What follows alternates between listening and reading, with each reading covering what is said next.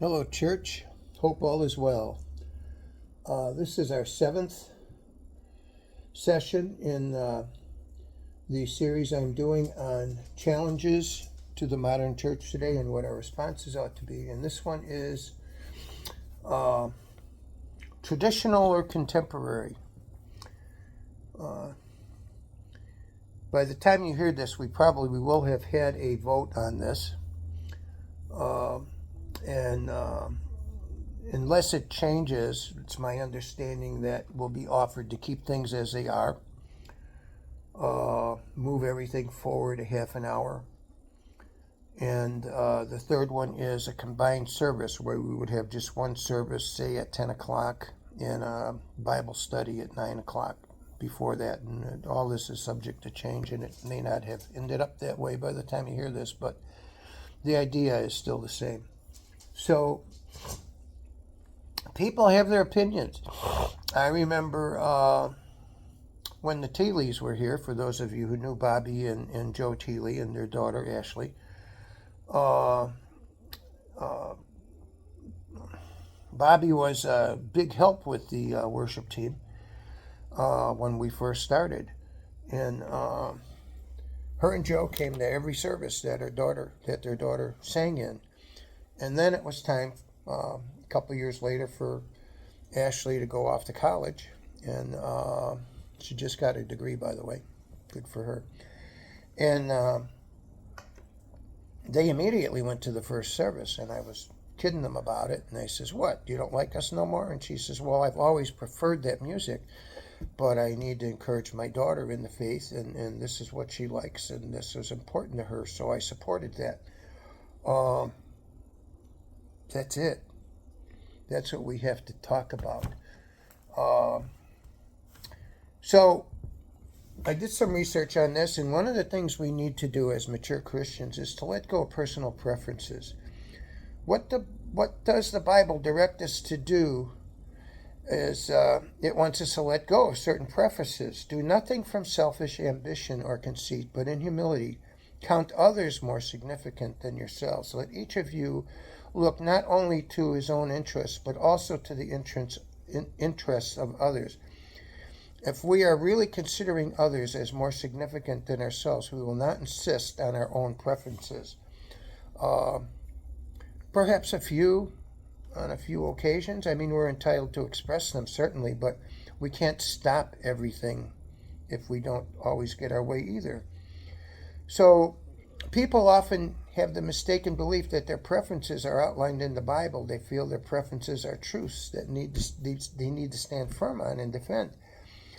While it's true that we should defend biblical truth on essential issues, if someone is trying to change a service to de-emphasize Jesus, that's an essential issue.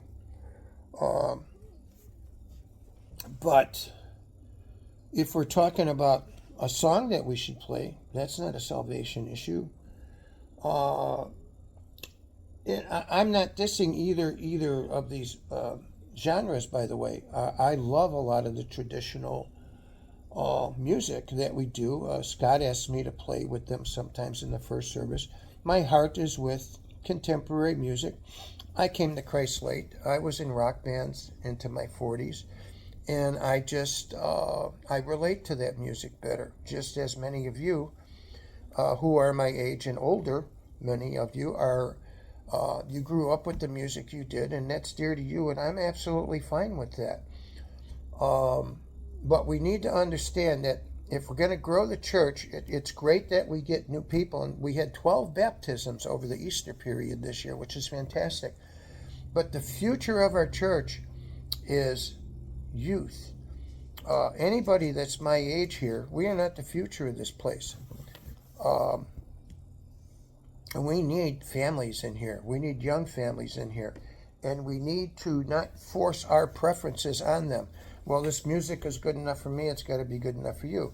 Now, the irony of this is there's a lot of young people that prefer the traditional music, and that's okay too. But we need to let people have choices, or we need to provide them that kind of diversity. So, how do we do that? Uh, well, we need to be a model for preferences deferred. Okay, uh, we need to tolerate the what I call minor differences that we have. So, uh,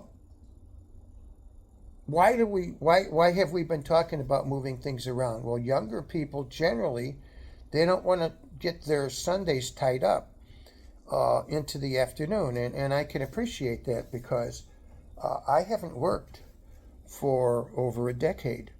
I'm retired. All the work I do is at the church or related to the church. People work hard all week. Mary and I remember how that was, and we lived for the weekends. And we jammed in as much as we could in the evenings, and the only reason we got away with it was because we were young and were able to do it. Uh, so when a family says that they don't want to be here after noontime because Saturday and Sunday's all they got, I get it, and uh, we're looking in some way to accommodate that.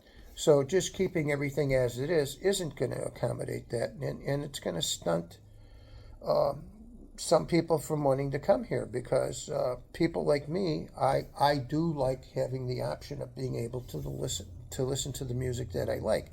I wouldn't think of taking away traditional music for those people who like it, and I like the fact that we can share that. So deferential uh, treatment of each other, in my mind, would mean, well, we either move everything earlier or we do a combined service where everybody gets what they want. We get uh, some traditional music and we get some contemporary music. And this, after all, this is just being polite to each other. This is just treating each other as the Bible asks us to do. Um, Paul famously said this in 1 Corinthians 9:20-23. To the Jew I became a Jew in order to win Jews. To those under the law I became as one under the law, though not being myself under the law, that I might win those under the law. To those outside the law I became as one outside the law, not being outside the law of God, but under the law of Christ, that I might win those outside the law. To the weak I became weak, that I might win the weak. I have become all things to all people, that by all means I might save some. I do it all for the sake of the gospel, that I may share with them in its blessings. Giving up some of our preferences and reminding our congregation to do the same is not an easy road, but it is worth it for the sake of the gospel. Eventually, people may come around and say, it's not about my personal preferences. It's about what's best for the church and the gospel and the kingdom. That's where we want to be. Everybody have a great day, church. Thank you.